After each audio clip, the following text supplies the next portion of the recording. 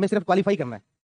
लेकिन यहाँ पर हमारा एक एक नंबर बहुत ज़्यादा इंपॉर्टेंट है, और जब वैकेंसीज कम होती है तो फिर वो जो मार्जिन जब नैरो होता है तो उसमें और ज़्यादा हमारे लिए एक एक नंबर जो इंपॉर्टेंट हो जाता है। तो इस एग्जाम का चैलेंज यही है, सिलेबस कम है लेकिन उसे बहुत डेप्थ में पढ़ना है। कितना डेप्थ में पढ़ना है? तो जब आपके पास में इतना टाइम, हाँ, अब मैं आता हूँ इन लोगों पर जो कि प्योरली किसकी तैयारी करना चाह रहे हैं, सिर्फ और सिर्फ ईआरओ की तैयारी करेंगे।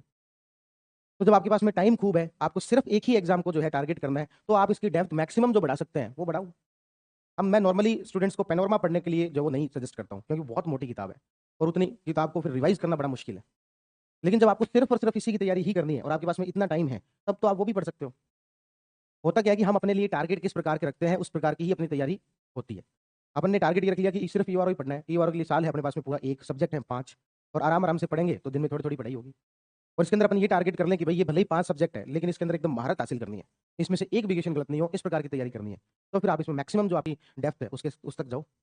एक सामान्य तैयारी करनी है, आरएस का देना है, पीएसआई का देना है, इवन ईयूआरओ के अंदर भी आपकी जो अपनी बुक्स है, अपनी वाली जो बुक्स है सिरेमिक एकेडमी की, उनसे काम चल जाएगा, बढ़िया काम चल जाएगा।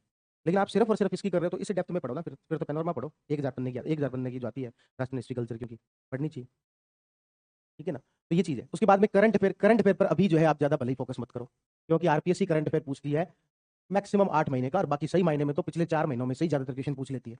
अभी करंट अफेयर पर बहुत ज़्यादा टाइम खराब करने की आवश्यकता नहीं है, इसीलिए अपन ने टेस्ट सीरीज के अंदर करंट अफेयर दिया ही नहीं। कि कहा कि जब एग्जाम डेट आ जाएगी तब बताएं। आप करंट अफेयर थोड़ी आते हैं आपके टेस्ट, करंट अफेयर में इसीलिए नहीं जोड़ा। जब एग्जाम डेट आ जाएगी उसके हिसाब से पढ़ेंगे करंट अफेयर। अभी करंट अफेयर में मेहनत करें और वो कोई काम आए ही नहीं, पेपर मान लो कि नवंबर में, तो आज वाला करंट अफेयर कोई काम नहीं आएगा।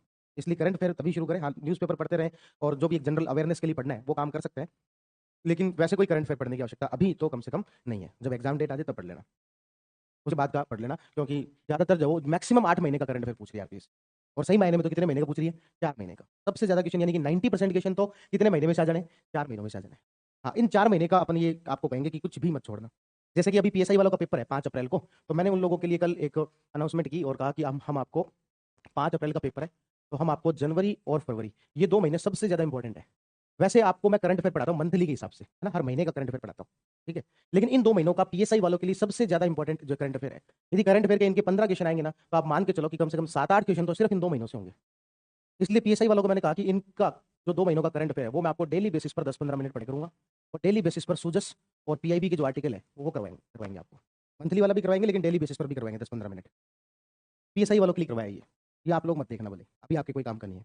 जिस दिन आपकी एग्जाम डेट आ जाए या नोटिफिकेशन आ जाए, मान लेते हैं कि मार्च के अंदर नोटिफिकेशन आ गया और पेपर होना है जुलाई, मान लो, एक बार के लिए जुलाई मान लो, 4 महीने अपन ही मान के चले कि 3-4 महीने का टाइम देंगे, तो ऐसी कंडीशन में हम जो है वो मार्च, अप्रैल, मई और जून, ये 3 महीनों का करंट अफेयर इसी तरीके से पढ़ेंगे।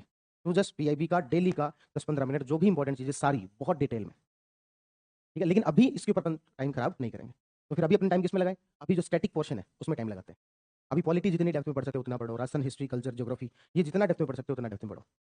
क्या अपनी किताबों से काम चल जाएगा? कहने को तो चल जाएगा, लेकिन जब हमारे पास टाइम है तो हमें एक्स्ट्रा पढ़ने में दिक्कत क्या है?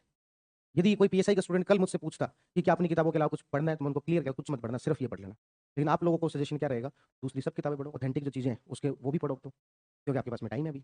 जब तक नोटिफिकेशन, आप शांति काल में तैयारी कर रहे हो, शांति काल में तैयारी बहुत कम लोग करते हैं, आप कर रहे हो, ये बहुत अच्छी बात है ना। आप यदि 2-3 सब्जेक्ट, एक सब्जेक्ट भी आपने यदि अभी तक पूरा कर लिया तो आप मानो कि दूसरों से तो आगे चल रहे हो, ठीक है। तो कुल मिला के कहने की बात यह है कि करंट अफेयर में अपना समय अभी खराब ना करें। इंडियन पॉलिटी हुआ, राजस्थान हिस्ट्री हुआ, राजस्थान कल्चर हुआ, राजस्थान ज्योग्राफी हुआ, और आपके राजस्थान पॉलिटी, ठीक है, और पार्ट बी, इनके ऊपर जो है जितना ज्यादा डेप्थ में हो सके उतना ज्यादा डेप्थ में जो काम करें।